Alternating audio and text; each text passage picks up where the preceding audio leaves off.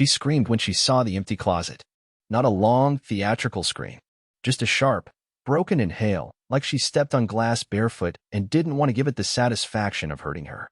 She stood there, clutching the bathrobe she'd thrown on in a hurry, staring at the absence of my jackets like the space itself was mocking her. I watched her through the hallway mirror. She didn't know I was still in the house. She didn't know I had written nothing. Left no note. Taken no money from our shared account. Just my clothes, my journal, my dignity, what little of it hadn't already been dissolved by her quiet rejection over the past months. The kitchen was still warm with the scent of cinnamon toast. Hers. I had made it that morning, knowing she wouldn't eat it. She never ate what I cooked anymore, unless her friends were over. Then suddenly, I was the best husband alive. Their words, not hers. She just smiled politely, like I was a clever child showing off a crayon drawing. Last night was the last time I reached for her. My hand, trembling, moved toward her back as she folded laundry. All I wanted was to place it gently between her shoulder blades. That's all. No kiss. No intimacy. Just connection. But she shifted. Deliberately. Like my touch was a raindrop she could avoid if she timed it right. Don't, she said. Just that one word. Soft. Final. Not angry. Not annoyed. Just done. That's when I decided. I didn't rage. Didn't cry. I just stood up, walked into the other room, and opened the top drawer where my keys had been collecting dust under bills we no longer shared. I packed in silence. I made sure the zipper didn't wake her. I even refolded the blanket on the couch. I wanted to disappear so cleanly it would make her question if I ever really existed. Now, I stood behind the cracked hallway mirror, watching her realize I was gone. Her hands hovered over my side of the bed, the imprint still there, faint but undeniable. She didn't sit. She didn't cry. She whispered, "What the hell did you do?" But she still didn't know. She didn't know about the note I didn't leave, the email I didn't send, the final confrontation I chose not to give her. That silence? That was her gift. A quiet punishment. One she'd unwrap every morning when she reached across the mattress and found only air. But it wouldn't stay quiet for long. Because while she paced the house searching for my phone, I was 3 blocks away, in a coffee shop with peeling wallpaper, opening the photos that changed everything. Photos I'd kept secret. Photos I shouldn't have. Photos of her. With him. She didn't even bother deleting them. And next time I'd see her, it wouldn't be her screaming.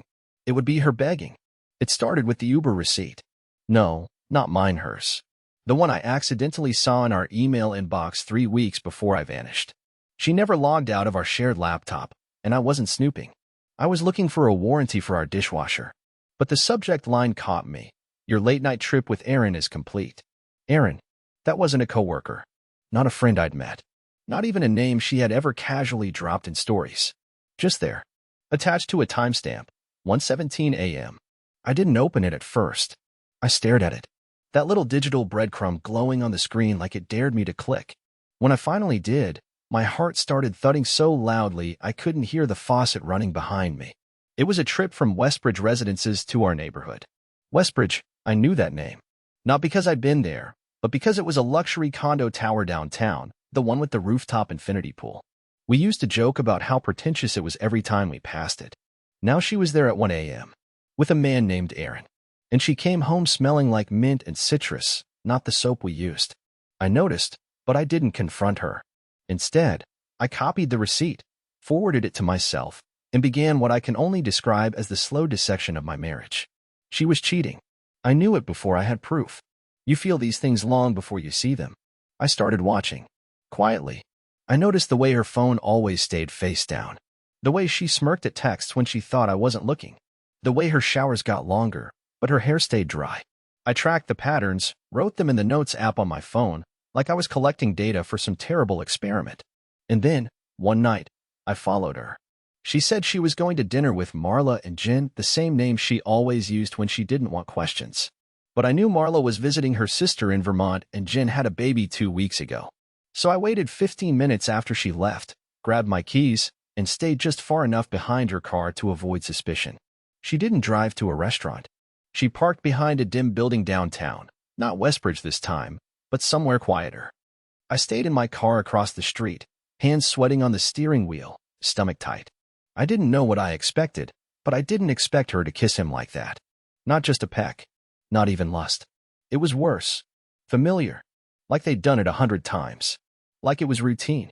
His hand slid under her coat, hers into his back pocket. I took 3 photos with my phone. Just 3. I don't know why. I didn't need them. I already knew. But I took them anyway. And then I went home. I sat in the driveway for over an hour, replaying every moment she had ever pulled away from me. Every "not tonight." Every stiff hug. Every cold silence. It wasn't confusion anymore, it was clarity, and it burned hotter than any betrayal I could have imagined. I didn't sleep that night. I made coffee at 4 a.m. and stared at our wedding photo above the fireplace like it was a painting of strangers. I looked younger in it. Brighter. She looked happy, or maybe just convincing. I couldn't tell anymore. The next morning, I kissed her on the forehead like I always did. She didn't even look up from her phone. Just mumbled something about work and needing more oat milk. I nodded, said I'd grab some. But I never did. That was the day I left. And she still didn't know that the man she cheated on had watched her do it. She thought I was just weak, tired, boring. She didn't understand that I left not because she rejected my touch, but because I had finally accepted the truth. She gave it to someone else. Now, while she sends texts like "please come home" and "let's talk," I'm watching the unraveling from a distance. I haven't replied. Not yet. I want her to feel the absence, to sit in the silence she created. But it won't stay quiet much longer. Because tomorrow, she's about to receive a package. Inside are 3 photos. No letter. No message. Just evidence. And after that, everything will explode. I didn't send the photos anonymously. That would have been too easy for her to ignore, too convenient to toss aside as a prank or mistake. No, I made sure the envelope had my handwriting on it. Neat, deliberate, unmistakably mine. She once said my cursive looked like an architect's. Now it looked like a demolition plan. I knew exactly when it would arrive. I paid extra for track delivery. I watched the little digital dot move across the map until it landed at our doorstep at 11:06 a.m. on a Tuesday, the day she usually worked from home. It was poetic in a way. I imagined her in that same oversized sweater she always wore, sipping her tea by the window, scrolling through social media like nothing was wrong. Until the knock at the door changed everything. I wasn't sure how she'd react. Maybe denial. Maybe rage. Maybe she'd throw it in the trash without looking. But at 11:23 a.m., my phone buzzed. A missed call. Then another. Then a text. "Kaylin, what is this? Where are you? Kaylin, who took these? Why would you do this? Kaylin, we need to talk. Please. Just talk to me." That last one was new. Please. The same woman who flinched when I touched her shoulder was now begging for my words. My silence was a mirror, and she couldn't stand her own reflection. But I didn't respond. I turned off my phone and took a long walk through a park I'd never noticed before, letting the fall leaves crunch beneath my boots while my chest finally felt light. That park was filled with strangers who didn't know I had once been invisible in my own marriage. And somehow, being unknown felt better than being unwanted. Later that evening, I called our neighbor, Marcy. She was kind, nosy, and owed me a favor. I asked her to watch the house, just for the next couple of days, and tell me what she saw. I didn't give details. I didn't need to. That night, Marcy called me back. "She's a mess," she said. I saw her pacing the yard in socks, talking on the phone, crying. Real crying, not that fake kind she used at the block barbecue when she got caught lying about your promotion. You remember that? I did. Kaylin told everyone I'd been promoted to lead technician, when in reality, I'd just been asked to train a new hire for a week. She always wanted me to sound more impressive than I was. She liked the illusion, not the man. She looked scared, Marcy added. Panicked. Like someone yanked the rug out from under her. "You sure you're okay?" I told her I was. I wasn't. But I would be. 2 days later, she tried a new tactic. She sent a photo of our wedding day, that same framed one above the fireplace. She'd taken a picture of it and texted. This meant something, didn't it? "You were my best friend, Emmett. Please don't do this." Best friend. Funny how people only remember friendship when the benefits disappear. When I was folding her laundry, she didn't remember. When I was massaging her neck after she'd had a long day, only to be pushed away with "I'm not in the mood," she didn't remember. When I sat through her cousin's 6-hour engagement party and clapped like a trained seal while she barely acknowledged me, she forgot then, too. Now she remembered. Because the safety net was gone. But what she didn't know was that she wasn't the only one unraveling. Aaron, the man she had been sneaking around with, was unraveling too. And not because I told him. I hadn't. Not directly. I had found his Instagram. It was easy. He was tagged in one of her photos from a girls' night 2 months ago. I watched his stories, followed his likes, and one day, I saw something interesting. He had a girlfriend, long-term, from another state. She had just moved to our city to be with him. She was documenting her fresh start online like it was a Netflix rom-com. She had no idea she was about to be the villain's collateral damage. I didn't know if I should tell her. I didn't know if dragging more people into the wreckage made me just as cruel. But then I remembered how many nights I'd lain awake, trying to figure out why the woman who promised forever wouldn't even look me in the eyes anymore. So I sent her the photos too. Just one message. No words. No threats. No names. She replied the next day with, "Who are you? How do you know Aaron?" And then a second one. "Oh my God. He said you were just her brother." Her brother. I couldn't breathe from laughing. I actually dropped my phone. That's what he told her? That I was her brother? After 17 years of marriage? But the laughter didn't last long. Because the next morning, Kaylin showed up at my cousin's apartment. She had never been there before. Never been invited. But somehow she found it. And she wasn't alone. She had Aaron with her. And he wasn't smiling. There was a knock at the door that didn't sound like a delivery or a neighbor just dropping by. It was firm. Aggressive. Like the person on the other side had already decided how the conversation would go before I even opened it. I didn't look through the peephole. I knew. I felt it in my spine. The weight in the air. The shift. I opened the door slowly, and there they were, Kaylin in jeans and a hoodie, hair unbrushed, eyes bloodshot, and Aaron behind her, arms crossed, face stone cold, trying far too hard to look unbothered. For a second, none of us said anything. Then Kaylin stepped forward and said in a voice I hadn't heard in years, trembling, human, almost scared, "We need to talk." I didn't move. I didn't invite them in. I leaned against the doorframe and just stared at them like they were canvassers selling guilt. Aaron finally spoke. "You could have ruined my life, man." I raised an eyebrow. "Funny. I thought that was your job." He flinched, just a little, and that's when I realized he wasn't there to fight. Not physically, at least. He was there because I had shattered the fantasy. The affair wasn't fun anymore. It wasn't secret. It had consequences. His girlfriend, the one he'd lied to, had moved out and posted something on Instagram that morning about being free from liars. She had blocked him. He had lost the backup plan, and now he had to face Kaylin as more than a fling. Kaylin looked smaller than I remembered. Her voice cracked when she said my name. "Emmett, I didn't mean for any of this to happen like this." "That's the problem," I said. "You meant for something to happen. You just didn't think I'd have the nerve to respond." She stepped closer. "Please, can we just—" "No." I finally opened the door fully and gestured for them to come in. Not because I forgave her. Not because I wanted to hear excuses. But because I needed the full truth. I needed to look at the shattered pieces of our marriage without flinching. We sat in silence for a moment on opposite ends of the couch. Aaron stood by the door like he was waiting for a fire drill to pull him out of the room.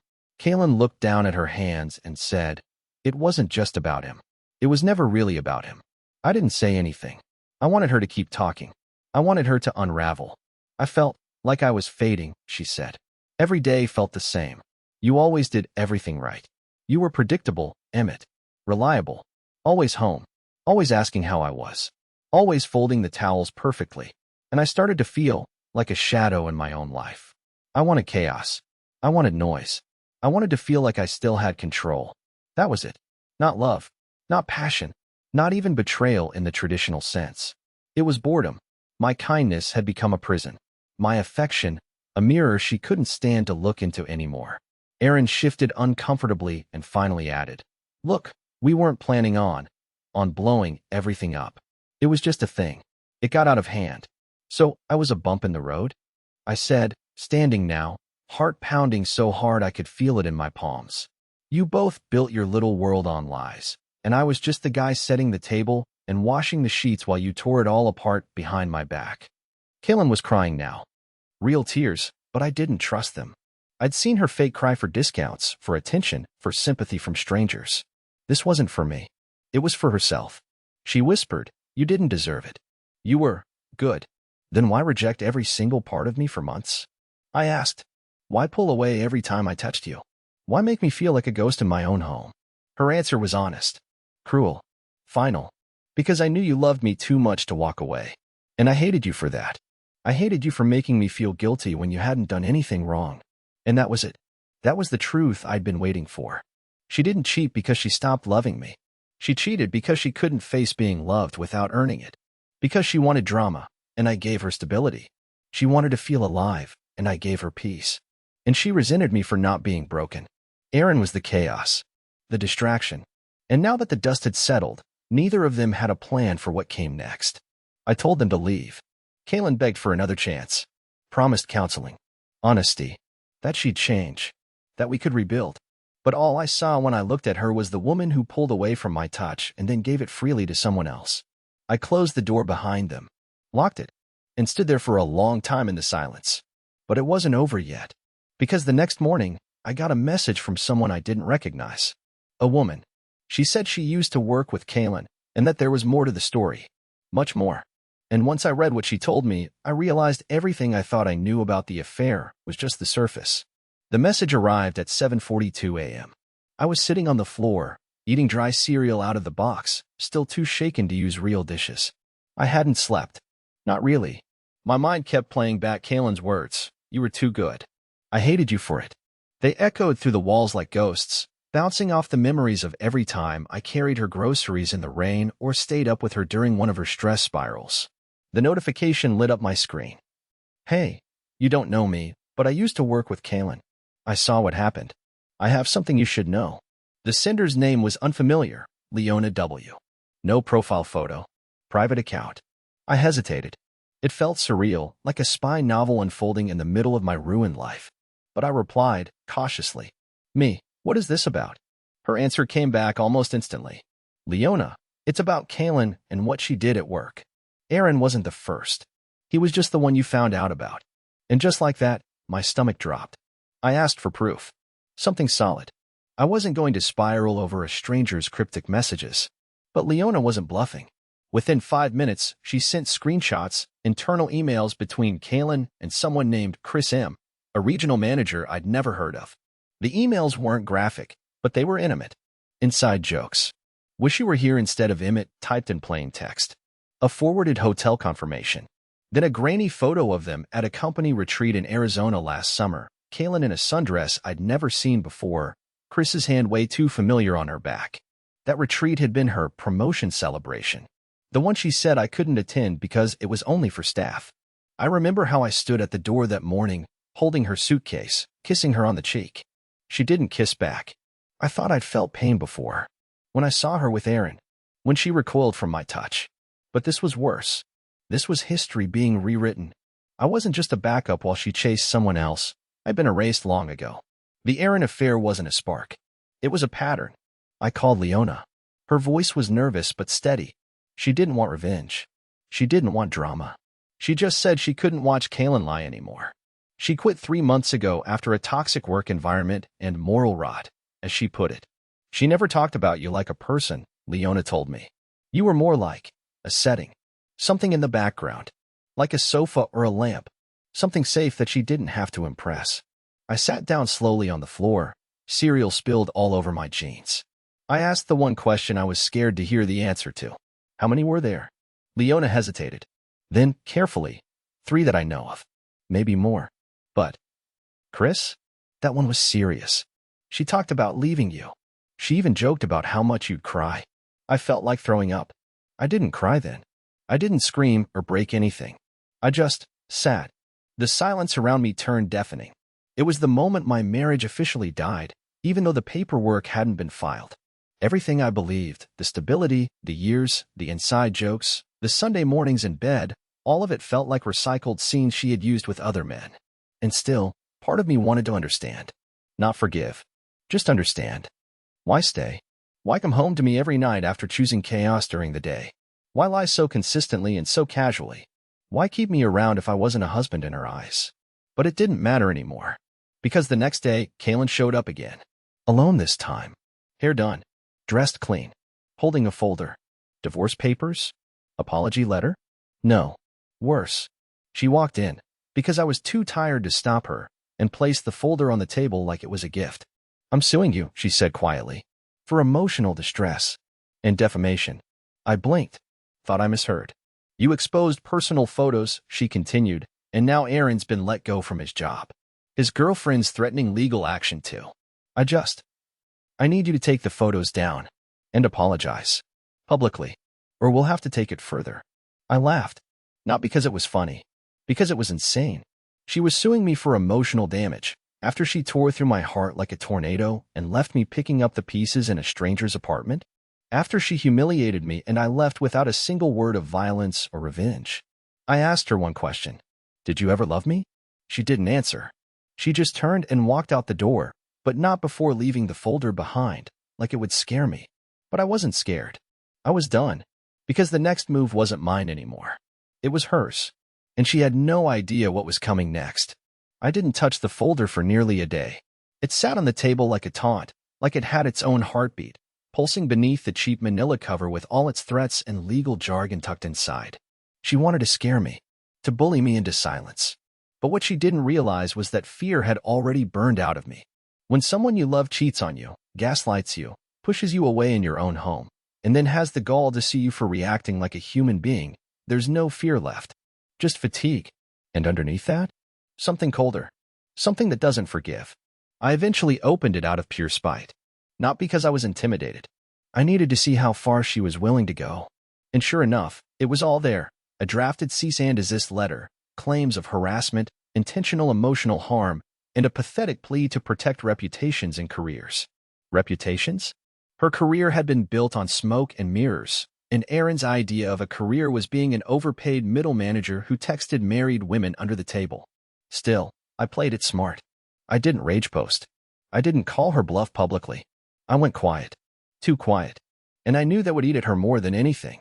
Meanwhile, I started moving things into place, not for revenge, but for resolution. I reached out to a friend from my tech support days, someone who owed me for helping him fix a surveillance breach a few years back. I told him I needed help gathering a record, just facts, timelines, digital receipts. Nothing invasive. Nothing illegal. Just the truth, organized like an autopsy report on my marriage. And while that was happening, I took a long drive back to the house we once shared. I didn't plan to go inside. I just sat across the street in my car, windows down, engine off, watching. It was nearly sunset. The light hit the windows just right, and I could see the living room clearly through the glass. The room I had painted by hand. The couch I'd fixed after she said it was too squeaky. The coffee table we bought during our first Christmas together, it was still there, now littered with open folders, a half-empty wine bottle, and Kaylin's phone face down. And then, I saw her.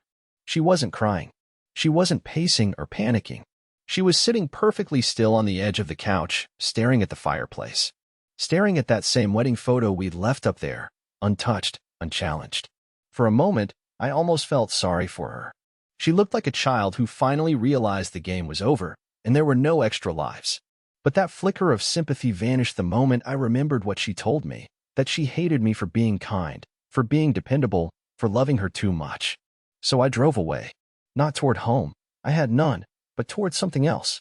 The next day, I sent Kaylin an email. Polite, clean, free of emotion. I told her that I'd be filing for divorce immediately, that she'd receive a formal notice within the week, and that any further contact would go through my lawyer. I attached copies of everything I had, not the photos, not the personal messages, just enough to show that her narrative of emotional damage was laughable. I also copied Aaron's employer, her HR department, and a third-party ethics investigator. I didn't add a single comment. Let the silence scream for me. It took 2 hours before I got the reply. One line, no greeting. Why are you doing this? And just like that, she confirmed what I always suspected. She still didn't see it. She still thought she had control. She still believed that after all the lies, all the cheating, all the manipulation and emotional withdrawal, I'd hesitate. That I'd crave her validation like I used to. But I didn't want her to understand anymore. I wanted her to live with the space I left behind. The emptiness she once craved. I wanted her to wake up in that quiet house every morning, pour her coffee into the mug I bought her for our 5th anniversary, and sit alone in the silence she once called freedom. That night, I went to dinner with someone I hadn't seen in years, my sister. We hadn't spoken much after our father's funeral. Life got in the way. Kaylin had always said she was too loud and too judgmental, and I, like a spineless fool, created distance to keep peace at home. But now, sitting across from her in a diner booth, Watching her light up as I told her everything, I realized just how much of my life I had built around someone who never really wanted me. She reached across the table and grabbed my hand. "You were never boring, Em," she said. "You were just with someone who needed you to be less than you are. So she didn't have to feel like the small one."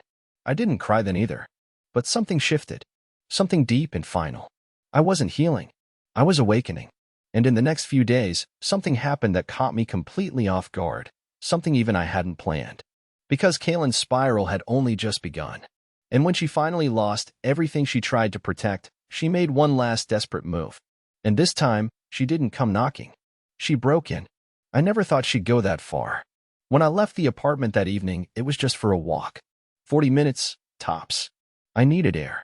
I needed to stop checking my email every 5 seconds, waiting for her next tantrum in all caps, or another thinly veiled threat from Aaron disguised as settling things like adults. I turned off my phone, stuffed my hoodie pockets with sunflower seeds, and walked through the quiet back streets near my cousin's place, that same cousin who still didn't know I was even living in his guest room. He was on a 3-month work assignment overseas, and I'd agreed to feed his plants and collect the occasional package. I told him nothing about my imploding marriage. I didn't want to speak it aloud. Words made it more real. The streetlights were flickering when I returned. That was the first thing that felt off. The second was the front door. It wasn't fully closed. Just resting there. Like someone had walked in and forgot to finish the job. But I always double-checked the lock. Always. At first, I thought maybe I'd messed up. Maybe I'd just been distracted. I nudged the door open and stepped inside slowly. The lights were on. Music, faint and old, was playing. Billie Holiday. She never liked jazz. Said it made her feel trapped in a memory. That's when my skin went cold. She was sitting on the couch, wearing my hoodie, feet tucked under her like it was her space. My laptop sat open next to her. A half-empty glass of something red on the table. She didn't even flinch when she saw me. "Hi," she said. Not startled. Not sheepish. Just there. Like we were still married. Like nothing had ever happened. I stood frozen in the doorway. "How did you get in?" She smiled faintly. "You forgot I still had your cousin's garage code. You gave it to me when we helped him move in." I did forget. Completely. Another oversight. Another crack in the dam that let her slip through. "I changed the locks," I said slowly. "On the front door, yeah. But not the side entrance. And the keypad still works. You never really thought I'd show up, did you?" I stayed standing, heart pounding, pulse crawling up the back of my neck. "You broke in, Kaylin." "I walked in," she corrected, like she was correcting grammar. "I just needed to see you one last time. To explain." "There's nothing left to explain." She reached into her coat pocket and pulled out a crumpled envelope. "You never read my letter. You sent me evidence, timelines, screenshots, fine. But you never let me say anything." I didn't want to read it. I didn't want anything from her but distance. But my body moved before I could think, and I took the envelope. She watched me carefully, eyes wide like I was holding something fragile. Inside was a single sheet. One paragraph. Scrawled in handwriting I barely recognized, shakier, sloppier than I remembered. It read, "I didn't cheat because I didn't love you. I cheated because I felt empty and thought someone else could fill it. But I was wrong. You didn't fail me, I failed myself. And then I failed you. I destroyed the one place I was safe because I mistook peace for boredom. You didn't lose me. I lost myself and pulled you down with me. I am sorry. Not because I got caught. Because I finally felt it. I held the page for a long time. Not because I believed it. But because some broken part of me wanted to. Do you think that makes it better?" I asked. "No," she said quickly. "It just makes it honest." I turned away and walked to the window. Cars passed below. Normal people going home. Picking up takeout. Hugging kids. Laughing into speakerphones. Living lives untouched by betrayal and self-destruction. I wanted to scream at her. I wanted to ask why now. Why only when it all collapsed did she finally say something real? Why did she only return to the truth after burning down every part of it? But instead, I asked, "Where's Aaron?" She gave a short, bitter laugh. "Gone." Said I was too dramatic. Said I should have lied better. I nodded. I figured as much. "So you came here because you have no one left?" She flinched. That hit. "No. I came because I realized I never said the things that mattered. I made you feel small. Like a placeholder. And you were the only person in my life who actually saw me." I looked her dead in the eyes. "I saw you, Kaylin. And you hated me for it." Her mouth opened slightly, but no words came out. And for the first time, she looked afraid, not of me, but of what came next. Of finally being unmasked. You need to leave, I said quietly. Now. She stood slowly, placed the glass down, and started toward the door. Before she left, she turned back and whispered, "You'll hate me forever, won't you?" I didn't answer. Because hate is too much effort. Too much attention. I didn't hate her. I nothinged her. And that's worse. As the door clicked shut behind her, I slid to the floor and sat there until sunrise. Everything she said, every tear, every whisper of regret, it had all come too late. Because in trying to escape herself, she had destroyed the one person who would have stayed beside her no matter how messy it got. And the next day, I received a phone call. Not from Kaylin. Not from Aaron. From someone else entirely. Someone with a name I didn't recognize. And what they said made the entire puzzle fall into place. The number was unfamiliar. I almost didn't answer. But something in me, call it intuition, call it a whisper from the universe, told me to pick up. So I did. The voice on the other end was calm. Professional. A woman named Dana. She introduced herself as Kaylin's former therapist. At first, I froze. I thought maybe it was some last-ditch attempt to guilt me, a chess move in her emotional war. But Dana clarified right away she wasn't calling on Kaylin's behalf. She was calling because Kaylin had listed me as her emergency contact. She's checked herself into a residential facility, Dana said. She gave us permission to notify you. I sat there in silence, phone pressed to my ear, staring at the blank wall across from me. For a moment, I didn't know how to feel. Part of me expected drama. A tantrum. Another manipulation. But this was something else. Something real. She said she wanted to tell you herself, Dana continued, but she was afraid you wouldn't believe her anymore. And honestly, she's not sure she deserves your trust. She just wanted you to know that she's getting help. For the first time in her life. I didn't cry. I didn't celebrate. I just exhaled. It wasn't redemption. It didn't erase what she'd done. But it was the first selfless decision Kaylin had made in years. Maybe ever. And in that tiny way, it mattered. After the call, I walked to the lake nearby, the one I used to visit with her during better years. She always hated the bugs. I always loved the quiet. Now, alone, I sat on a bench and watched the water ripple like time stretching out in front of me. And for the first time in what felt like an eternity, I didn't feel broken. That same evening, I received an email. From Leona, the same woman who'd first warned me about Kaylin's secret life. She'd seen my latest post. She said she was glad I'd told the whole truth. She also invited me to an open mic night at a cafe she hosted downtown. No pressure, she wrote, but we're all a little broken. Might be good to be around people who get it. I didn't say yes right away, but the next Friday, I showed up. Not to perform, just to sit, to listen. The lights were warm. The room was full of quiet souls with loud stories. It felt like stepping into a place where your damage wasn't your identity, just a chapter. Leona waved when she saw me. We talked. She was softer in person, even funnier. She asked me what I'd do now, with all the pieces scattered at my feet. I think I'll finally build something just for me, I said. And I meant it. In the following weeks, the divorce moved forward without a fight. Kaylin didn't contest anything. No more threats. No more emails. Just signed papers in silence. I heard from Dana once more Kaylin was doing well, facing truths she'd run from for most of her life. I wished her peace. Quietly. Internally. That was enough. I moved out of my cousin's apartment. Found a little studio with tall windows and terrible plumbing. But it was mine. I bought a second-hand desk and started writing again, stories, essays, little bits of my soul I used to keep buried. And every Sunday, I went back to that cafe. Sometimes with Leona. Sometimes alone.